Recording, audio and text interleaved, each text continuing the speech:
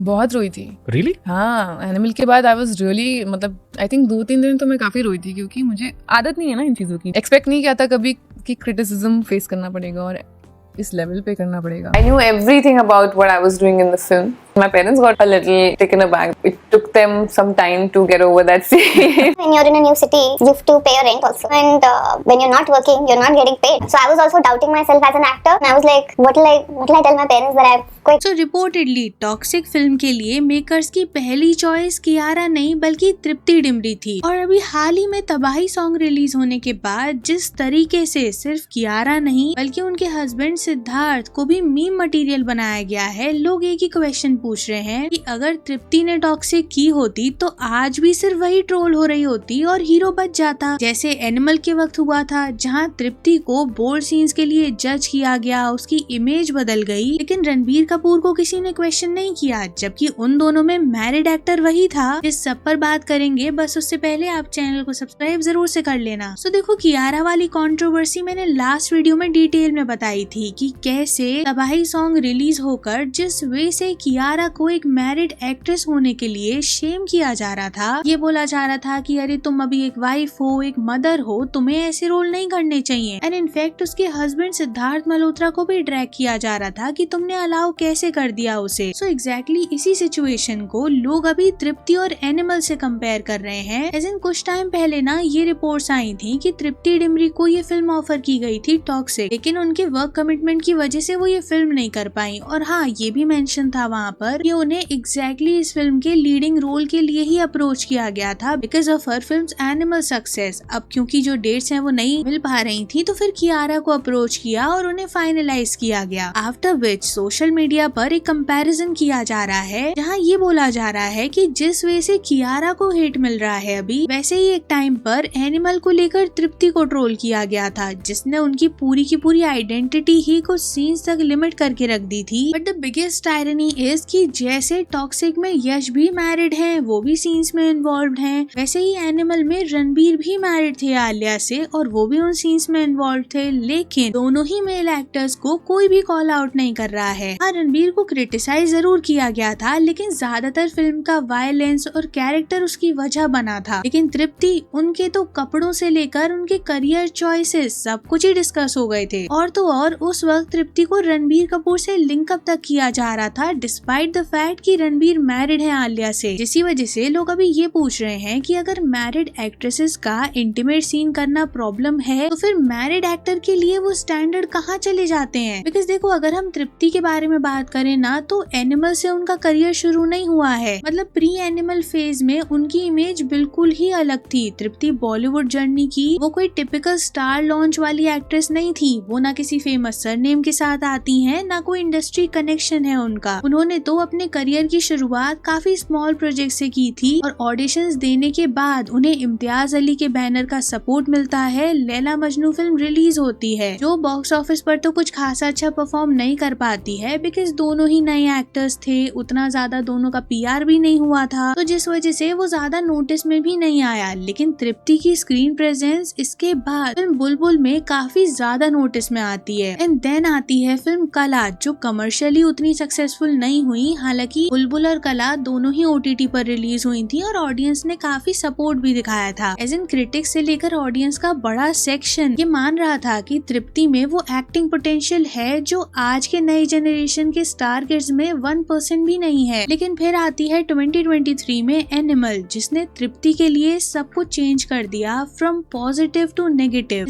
उनका screen time बहुत limited था, लेकिन कुछ ही सीन्स की वजह से उनका पूरा का पूरा करियर ही चेंज हो गया। ओवरनाइट वो नेशनल क्रश बन गई, इंस्टाग्राम पर फॉलोअर्स बढ़ गए, ब्रांड्स उनके पास आने लगे, बैक टू बैक फिल्में मिलने लगी। लेकिन इसके साथ हुई एक और चीज, मतलब जिस एक्ट्रेस को लोग बुलबुल और कला के लिए अप्रिशिएट करते नहीं थक रहे थे, वो अचानक से उसकी इतनी बोल्ड इमेज को देखकर उसको क्रिटिसाइज करने लगे। मतलब कई लोग तो ये कह रहे थे कि आप दिशा पटानी 2.0 बनने ही वाले हो अगर आपने ये ग्राफ को कंटिन्यू रखा। और बस ये क्रिटिसिज्म धीरे धीरे बढ़ता चला गया और उनकी आने वाली कुछ और फिल्में जहाँ पर भी उन्होंने कुछ सिमिलर काइंड ऑफ रोल ही किए, फिर चाहे वो बैड न्यूज हो या फिर राजकुमार राव के साथ आई उनकी एक और फिल्म को लेकर लोग ये कहने लगे कि अननेसेसरी तृप्ति को ऑब्जेक्टिफाई किया जा रहा है, फिल्म में उनको ग्लैमरस सेंसुअल रोल्स में ही दिखाया जा रहा है, मतलब वहाँ अपनी एक्टिंग को शोकेस करने का तो उन्हें मौका ही नहीं मिल रहा है। और फिर यहीं से एक कंफ्यूजन भी क्रिएट होता है, मतलब लोग ये पूछ रहे थे कि जो एक्ट्रेस बुलबुल और कला जैसी परफॉर्मेंस दे सकती है वो बार बार ऐसे रोल्स क्यों चुन रही है जहाँ उसको पता है कि उसको क्रिटिसिज्म मिल रहा है और वो बढ़ता ही जा रहा है। अब जिसका जवाब ना ये मान लिया गया है कि शायद एक एक्ट्रेस के लिए, वो भी जब वो आउटसाइडर बैकग्राउंड से आती है, अच्छी स्क्रिप्ट को चूज करना बहुत मुश्किल होता है क्योंकि उसके पास तो ऑप्शंस ही नहीं आते हैं वैसे, और अपने आप को इस इंडस्ट्री में एस्टेब्लिश करना, एक कमर्शियली सक्सेसफुल हीरोइन बनना सबके लिए पॉसिबल हो भी नहीं पाता। तो अगर ऐसे में वो ऐसी फिल्मों को भी रिजेक्ट कर देती तो वो करती क्या, क्योंकि जब वो बुलबुल और कला कर रही थी तो 4 साल में उनके पास 2 फिल्में आ रही थी और इस वजह से जो भी कंपटीशन बढ़ता जा रहा है वो वैनिश ही हो जाती। और इसी वजह से लोगों को ये लगता है कि बॉलीवुड में स्टार किड्स ही हैं जिनके पास अच्छे प्रोजेक्ट्स को चूज करने का ऑप्शन रहता है और ऐसे रोल्स को वो नहीं करना चाहते। मतलब अगर हम फिल्म बैड न्यूज के बारे में बात करें ना तो वो करण जौहर के बैनर ने ही प्रोड्यूस की थी, लेकिन आप सोच के देखो कि वहाँ पर वो अपने किसी भी फेवरेट नेपो किड को कास्ट कर सकते थे, पर उन्होंने ऐसा नहीं किया। क्यों? क्योंकि जानवी कपूर की ही फिल्मोग्राफी देख लो आप, इसका जवाब मिल जाएगा आपको। बिकॉज चाहे गुंजन सक्सेना हो, गुड लक जेरी हो या फिर दूसरी कंटेंट ड्रिवन फिल्में हो, उन्हें हर एक अपॉर्चुनिटी मिलती गई है despite her back to back flop performances, जहां ऑडियंस ने तो ये तक कह दिया था कि अगर ये फिल्में किसी अच्छी एक्ट्रेस को मिलती तो इनमें इतना पोटेंशियल था कि एक एक्ट्रेस ये दिखा सकती थी अपने टैलेंट के साथ कि हाँ ऐसी फिल्में भी सक्सेसफुल हो सकती हैं। लेकिन डिफरेंस तो यही है कि तृप्ति जैसे आउटसाइडर को वो अपॉर्चुनिटी मिली नहीं और जानवी उसका कोई यूज नहीं कर पाई, क्योंकि सबसे बड़ा प्रॉब्लम ही एक्टिंग टैलेंट है ना, जो स्टार किड्स के पास होता नहीं है और आउटसाइडर के पास होते हुए उसे अपॉर्चुनिटी मिलती नहीं है। और कहानी यहीं खत्म नहीं होती है, मतलब ऐसे रोल्स को रिपीटेडली करने के चक्कर में आप कितनी बुरी तरह टाइप कास्ट होते हो। एक बहुत बड़ा एग्जाम्पल है फिल्म आशिकी 3 को लेकर हुई कंट्रोवर्सी। मतलब काफी सारे रिपोर्ट्स उस वक्त ये क्लेम कर रहे थे कि तृप्ति को कंसिडर किया गया था, लेकिन फिर ये कह दिया गया कि वो तो आइडियल चॉइस ही नहीं है, बिकॉज अभी उनकी इमेज उतनी प्योर और इनोसेंट है ही नहीं। इस बात पर ऑडियंस को तो बहुत गुस्सा आ गया था और वो सीधे पूछ रहे थे कि सिर्फ कुछ रोल्स करने की वजह से क्या बुलबुल और कला जैसी फिल्में करने वाली एक्ट्रेस की इमेज अभी इतनी बदल गई है कि उसको अच्छे प्रोजेक्ट जहाँ पर वो अपनी एक्टिंग दिखा सके वो मिलेंगे ही नहीं। और अगर ऐसा ही होता है तो फिर ये प्रॉब्लम सिर्फ एक्ट्रेस के साथ ही क्यों होती है, किसी एक्टर के साथ क्यों नहीं होती। और शायद यही सारी वजह भी थी कि तृप्ति को फिर दिशा पटानी 2.0 का टैग मिल गया था। अब हालांकि रिसेंटली ही एक पॉजिटिव साइन भी दिखा था लोगों को, मतलब उनकी फिल्म आई थी माँ बहन, जहाँ ऑडियंस ने उनकी एक्टिंग को प्रेज किया था और कई लोगों को लग रहा था कि शायद अभी तृप्ति ने ऑडियंस के क्रिटिसिज्म फीडबैक को अच्छे से एक्सेप्ट करके उस पर काम किया है और वो अभी कुछ ऐसे रोल्स को चूज कर रही हैं जहाँ एक्चुअली उनको अपने एक्टिंग टैलेंट को दिखाना है। बट अगेन सवाल वही है कि हर एक एक्टर चाहता है कि वो कमर्शियली सक्सेसफुल फिल्म्स का पार्ट हो, तो ऐसे में ऐसे कंटेंट ड्रिवन रोल्स को तृप्ति कब तक ही कर पाती हैं, ये भी देखने वाली बात होगी। अब बाकी तो आप लोग बताना कमेंट्स में कि इस सब पर आपका क्या ओपिनियन है। And don't forget to like and share the video, subscribe to the channel and thanks for watching.